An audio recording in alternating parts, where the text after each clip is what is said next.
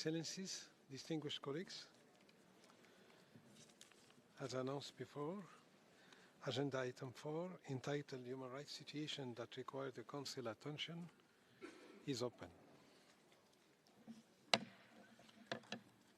We shall begin the interactive dialogue on the report of the Independent International Fact-Finding Mission on the Bolivarian Republic of Venezuela. The list of speakers will close in 15 minutes. And it is, this afternoon, my pleasure to welcome the distinguished members of the Commission, Mrs. Marta Valinas, Mr. Francisco Cox-Vial, and Mrs. Patricia Tapatia Valdez. I now give the floor to the chair of the fact-finding mission to present the report. Sir, you have the floor. Madam, you will report. Please, go ahead.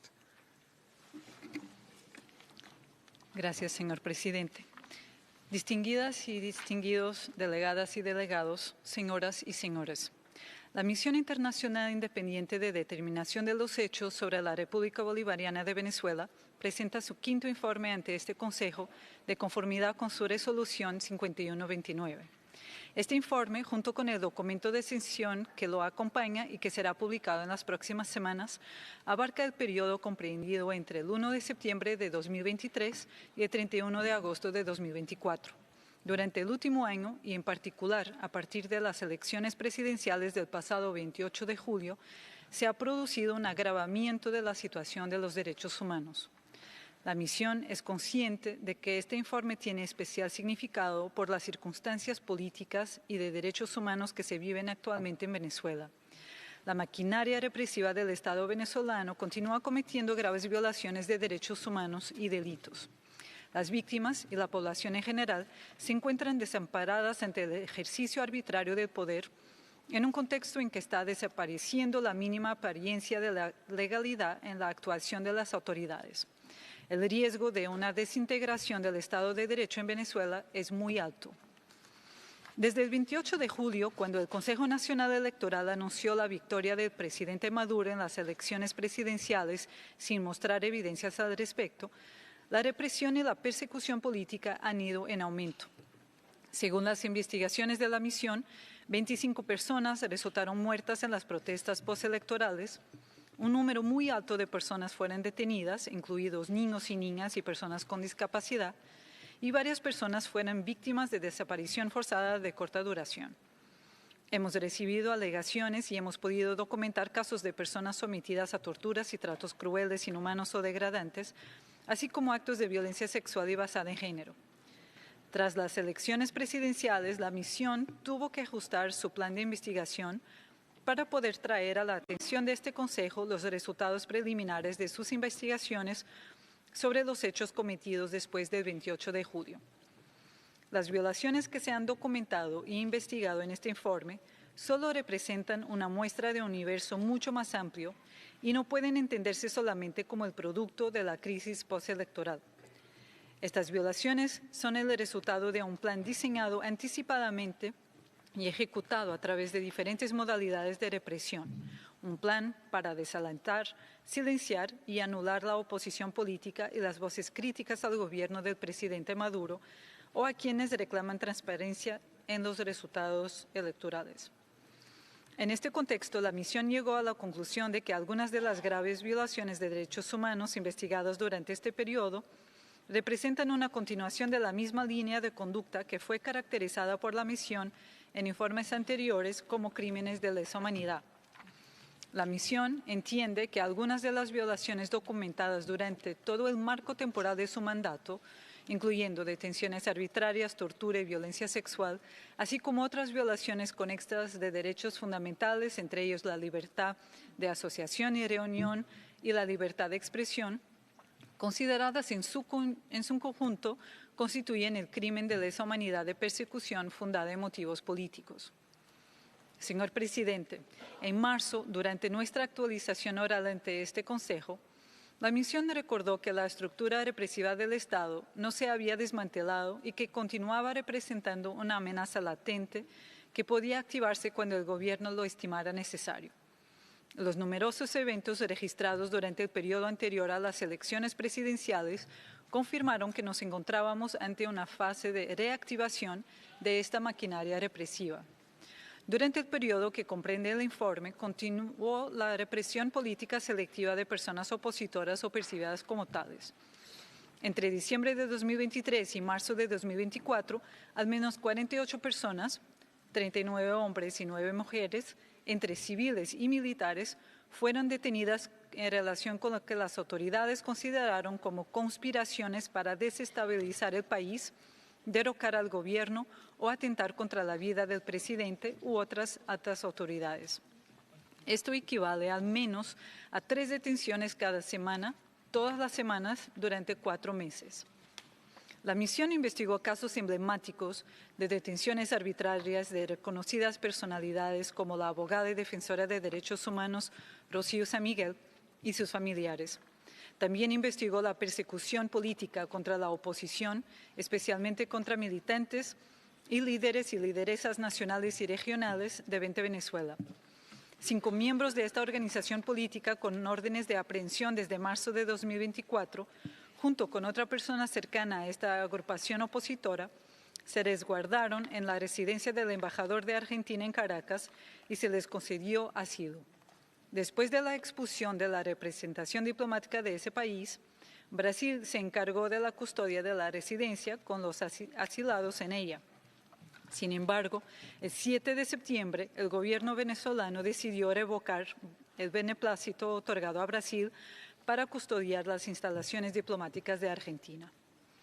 Además, durante la campaña electoral entre el 4 y el 25 de julio, la misión llegó a documentar hasta 121 detenciones de personas que fueran detenidas simplemente por haber prestado algún servicio en los actos de campaña de la oposición. Muchas de las detenciones investigadas por la misión durante el periodo anterior a las elecciones fueron arbitrarias y en ocasiones fueron seguidas de actos de tortura y de desapariciones forzadas de corta duración. Estas violaciones son la expresión más violenta de los innumerables obstáculos a la legítima acción política de la oposición. Señor presidente, esta situación crítica de derechos humanos alcanzó un nivel sin precedentes en los últimos años tras el anuncio de los resultados electorales en la madrugada del 29 de julio. Ya antes de las elecciones, el presidente Maduro y otras altas autoridades habían advertido sobre la posibilidad de un estallido de violencia si no lograban la victoria electoral. La ola de protesta ciudadana que siguió al anuncio fue reprimida con una dureza y violencia inusitadas. Según fuentes de organizaciones de la sociedad civil, entre el 29 y el 31 de julio se registraron 915 protestas en todo el país. La misión investigó de manera preliminar y confirmó la muerte violenta de 25 personas en el contexto de concentraciones o protestas ciudadanas. 24 de ellas murieron por disparos de arma de fuego. La mayoría eran hombres jóvenes de barrios populares de menos de 30 años. La misión no tiene aún evidencia suficiente para atribuir autoría por estas muertes. Pero en varios de estos casos, la misión alcanzó a documentar la presencia de efectivos de la Guardia Nacional Bolivariana o de la Policía Nacional Bolivariana haciendo uso de sus armas de fuego para reprimir las protestas. Estos cuerpos de seguridad en ocasiones estaban acompañados de grupos de civiles armados que también disparaban armas de fuego contra manifestantes. Las detenciones en este periodo alcanzaron cifras no registradas desde 2019. Las mismas autoridades reconocieron la detención de más de 2.200 personas solo entre el 29 de julio y el 6 de agosto. Aunque continuó la detención de miembros de la oposición política y miembros de la sociedad civil, incluyendo periodistas, la mayoría de las víctimas de detenciones tras las elecciones provenían de barrios populares y fueron identificadas por las fuerzas de seguridad tras la obtención de videos o fotografías publicadas en redes sociales o por la delación de personas afines al partido de gobierno en respuesta a llamados del propio presidente. Estas detenciones fueron masivas e indiscriminadas y se ejecutaron a partir de planes preconcebidos como la amenazante Operación Tuntún. En este último mes y medio, la misión alcanzó a documentar 143 detenciones, incluidos 66 militantes o dirigentes de 7 diferentes partidos de oposición, e inició la investigación de 12 de estas detenciones. Los cuerpos de seguridad entraron en viviendas particulares sin las órdenes judiciales necesarias y detuvieron a las personas ante la desesperación de los familiares. En varios casos investigados por la misión, los funcionarios no conocían ni el nombre de la persona a detener. Las casas de las personas que habían participado en protestas o que eran sospechosas de haberlo hecho fueron marcadas con una X. El presidente Maduro dijo que las personas detenidas debían ser enviadas a campos de trabajo para su reeducación. En este contexto, la misión documentó la detención de al menos 158 niños y niñas, 130 niños y 28 niñas, un fenómeno nunca antes registrado con tal alcance. Estas niñas y niños fueron detenidos después de las protestas e imputados por graves delitos como terrorismo e incitación al odio. Pendiente de profundizar en esta investigación, la misión ya ha podido documentar graves violaciones de los estándares internacionales de protección de la niñez.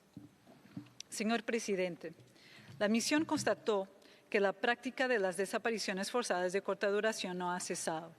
Basada en una interpretación estricta de los estándares internacionales, la misión alcanzó motivos razonables para creer que en 13 casos agentes del Estado llevaron a cabo privaciones de libertad y negaron reconocer la suerte o paradero de las personas detenidas, sustrayéndolas de la protección de la ley. Este número asciende a más de 20 según una interpretación más expansiva de la prohibición de la desaparición forzada. En al menos 27 casos posteriores a las elecciones, la misión documentó situaciones que podrían constituir desapariciones forzadas. En estos casos, las personas detenidas no pudieron comunicarse con sus familiares y abogados, las autoridades no reconocieron su detención, estas personas no comparecieron en una audiencia de control judicial en el plazo de 48 horas que establece la ley. También continuaron los actos de tortura y tratos crueles, inhumanos o degradantes. La misión identificó una serie de métodos de tortura utilizados por las fuerzas de seguridad o por los servicios de inteligencia, como puñetazos, golpes con planchas de madera o combates envueltos en espuma y descargas eléctricas, asfixia con bolsas de plástico, inmersión en agua fría y privación forzada del sueño. La misión continuó registrando actos de violencia sexual y basada en género, normalmente en centros de detención, que se incrementaron tras la crisis postelectoral. La misión documentó manoseos de senos, glúteos y genitales, desnudez forzada y requisas invasivas, amenazas e insultos sexistas y denegación de derechos sexuales y reproductivos contra algunas de las más de 200 mujeres y niñas detenidas, así como contra mujeres que visitaban a sus entes queridos en los centros de detención. La misión registró numerosas alegaciones sobre las condiciones críticas de detención en los principales centros donde las autoridades recluyeron a las personas detenidas tras las protestas, como los penales de Tocorón y Tocuyito, en el caso de los hombres, y la Crisálida para mujeres. Tanto antes como después de las elecciones, la misión identificó graves y sistemáticas violaciones al debido proceso de las personas detenidas, tales como detenciones donde no se informaron los motivos ni presentaron orden judicial, retrasos injustificados en la presentación de personas detenidas ante jueces de control más allá de las 48 horas legalmente establecidas, la imposibilidad de contar con una defensa de elección propia, la celebración de audiencias en horas de la noche sin publicidad y en los mismos centros de detención, o imputaciones desproporcionadas, la conocida ley de ONGs, a pesar de las recomendaciones en contrario de la misión, así como de la Oficina del Alto Comisionado y de la Comisión Interamericana de Derechos Humanos. El texto aprobado es incompatible con normas y estándares internacionales sobre el derecho a la libertad de asociación y restringe aún más la capacidad de actuar libremente a las organizaciones de la sociedad civil, incluidas las organizaciones defensoras de derechos humanos. La Asamblea Nacional también avanzó en el trámite de aprobación del proyecto de ley contra el fascismo, neofascismo y expresiones similares. Bajo una definición amplia y ambigua de fascismo y neofascismo, el proyecto criminaliza expresiones legítimas en una sociedad plural. Señor presidente, la situación en la República Bolivariana de Venezuela, sobre todo a partir del 28 de julio, se ha convertido en una de las crisis de derechos humanos más agudas en la historia reciente del país. Las graves violaciones de derechos humanos y delitos se siguen cometiendo mientras presentamos nuestro informe ante este Consejo. Cientos de personas, incluidos niños y niñas, continúan detenidos en condiciones inaceptables, aumentando su riesgo de ser sometidos a actos de tortura y malos tratos, incluida la violencia sexual o basada en género. La persecución por motivos políticos sigue ocurriendo. La comunidad internacional enfrenta una gran responsabilidad para detener esta persecución, para que las violaciones y delitos que se han cometido y que continúan cometiéndose no queden en la impunidad, y para dar aliento a las víctimas, asegurando que puedan obtener justicia. Muchas gracias por su atención. I thank